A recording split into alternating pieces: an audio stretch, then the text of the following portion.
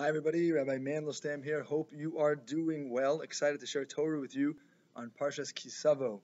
Parshas Tavo generally is known as the Tochacha Parsha, an intimidating Parsha where we are warned that if we do not follow the Torah, we will get severely punished.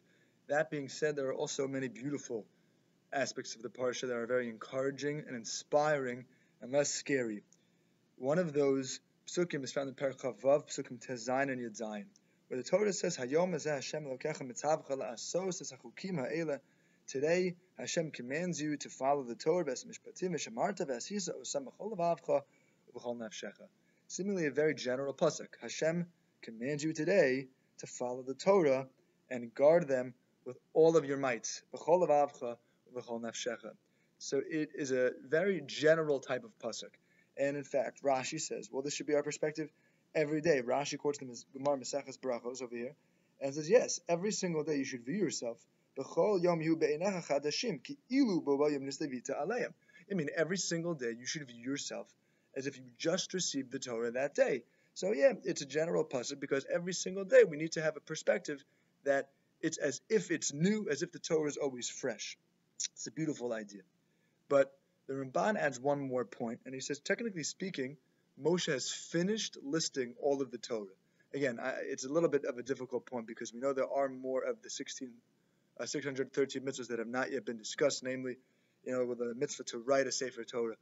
And the final mitzvahs have not yet been discussed, at least when you list the 613. But the Ramban does argue that this pasuk marks the conclusion of Moshe's summary of the 613 mitzvahs.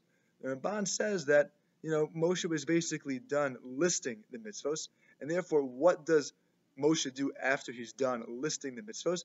He says, now it's time to really make sure you keep them. Ki kvar hishlamti l'cha hakol, says the Ramban. I already told you everything, and therefore guard them. So it's almost like a sign off, according to the Ramban. Moshe says, okay, I finished telling you the Torah, now make sure you keep the Torah. That being said, there is another element of this pasuk. I'll tell you, when I was dating my wife, I'll tell you a little personal story. So, you date someone, it could work out, it might not work out. So you break shadchan, you don't break shadchan, it's going well, it's not going well. Remember there was I was going out with my wife for a few months, and it was a point of the relationship where I had to really ask myself, am I all in or am I not? Am I invested? Am I really going to invest more energy, more resources on the dates, or am I done? Am I done? And that's a question we always ask ourselves with all our relationships.